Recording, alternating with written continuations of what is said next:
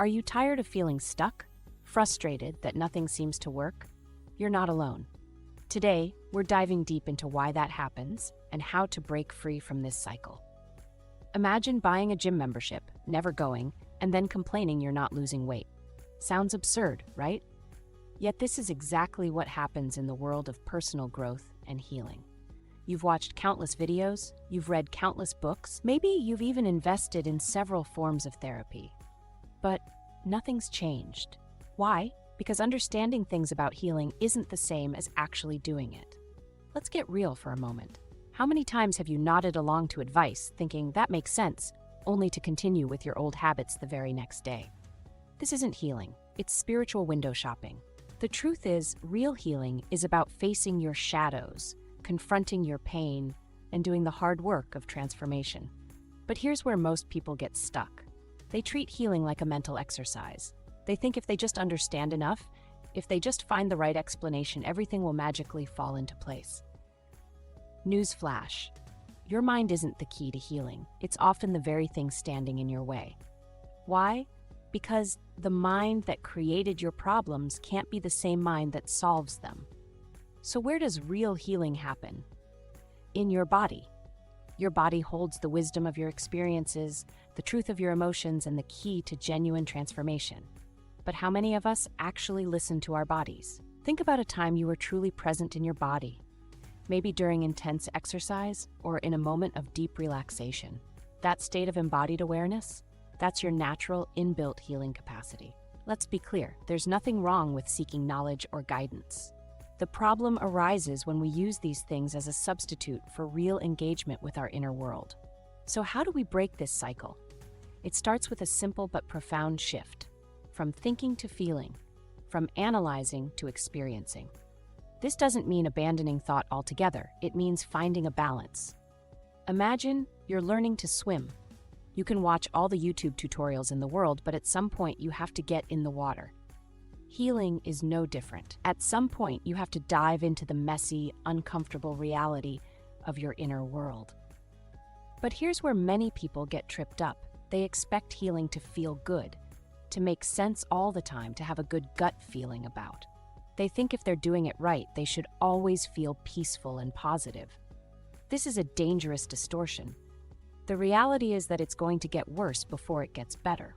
This might sound discouraging, but it actually holds a profound truth about the healing process. Think about numbing for a moment. Many of us have used numbing as a survival tool, especially if we've experienced significant trauma. It's like putting on an emotional armor to protect ourselves from pain. But here's the thing.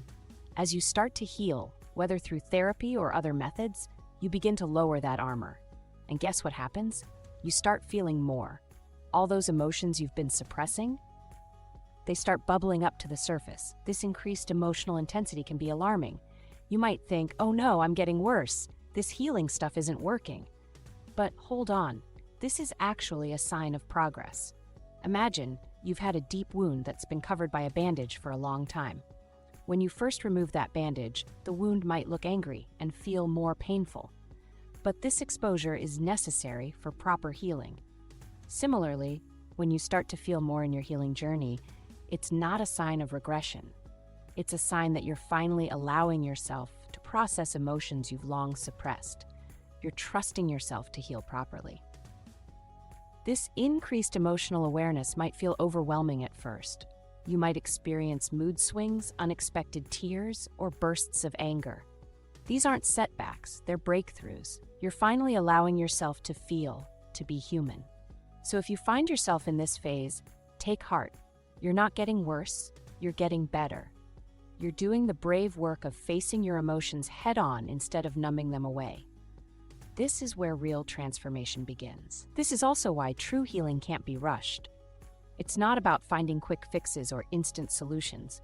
It's a process of gradual unfolding, of peeling back layers to reveal your authentic self. But in our fast-paced, results-driven culture, this kind of patience is rare. We want instant transformation that also feels good. And there's an entire industry ready to sell us the illusion of quick and easy healing. This brings us to a hard truth. Much of what passes for healing these days is actually spiritual consumerism. It's about buying experiences, collecting certifications, always chasing the next high. Don't get me wrong, there's value in learning and exploring different modalities, but when this becomes a substitute for real inner work, it's just another form of avoidance. So how do we move from spiritual consumerism to genuine healing? It starts with honesty. Can you look at yourself in the mirror and admit where you've been fooling yourself? Where you've been going through the motions without really engaging?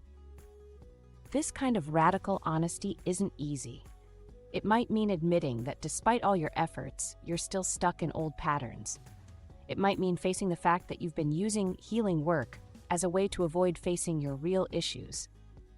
But here's the beautiful thing. The moment you get honest with yourself is the moment real change becomes possible. It's like finally taking off a pair of distorting glasses and seeing clearly for the first time. Now, let's talk about practical steps. How do we move from passive consumption to active engagement with healing content? It's time to roll up our sleeves and dive deep. 1. Choose one video or piece of content to work with. Just one.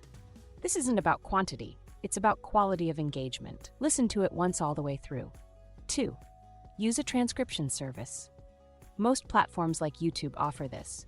Read through the text. This isn't scholar work that needs to be done frantically. It's about slowing down and really absorbing the content. 3. Now comes the real work. Take each phrase, each idea presented, and stretch your mind around it. How does it apply to your life? How would things look if you truly embrace this perspective? 4. Don't just nod along. Challenge yourself. If the content suggests a new way of looking at things, really try it on. How does it feel? What changes if you adopt this viewpoint? 5. Look at the vastness of what's being presented. What are the wider implications? How might this ripple out into different areas of your life? But also, examine the details. What small, practical steps could you take based on this information? 6. Be aware of the traps. Our minds are clever at finding ways to avoid change. Notice where you resist or want to dismiss ideas. That resistance often points to where the real work needs to happen. Remember, if your mind was correct, things would have worked for you by now, right?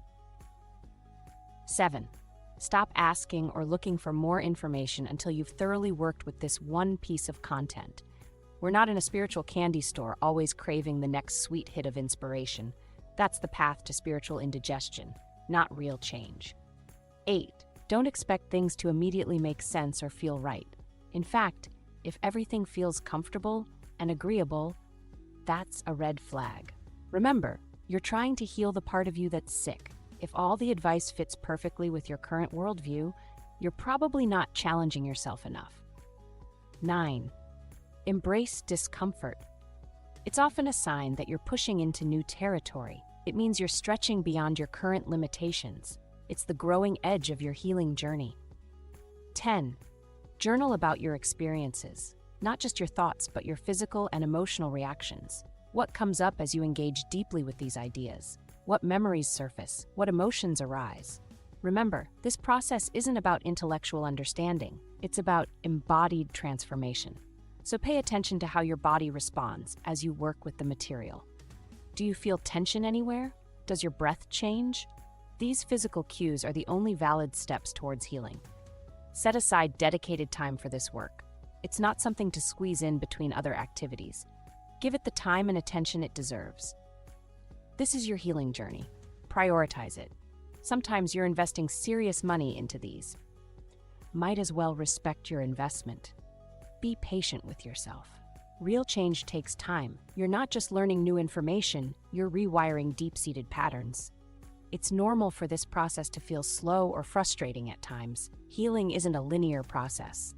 You might have days where everything clicks, followed by days where you feel lost. This is normal. The key is to keep showing up, keep engaging, especially when it's challenging. And here's a vital point. Don't just consume the content passively. Actively look for ways to apply what you're learning in your daily life. Even small actions can lead to profound shifts over time. By following these steps, you're not just watching videos or reading books. You're actively engaging in your own healing process. You're doing the real work of transformation. You're transforming your relationship with yourself and the world around you. You're moving from knowledge to wisdom, from thinking to being. You have everything you need for this journey within you right now. Your body, your breath, your awareness, these are your most powerful tools for transformation. Are you ready to use them? I hope this video helped you. See you in the next one.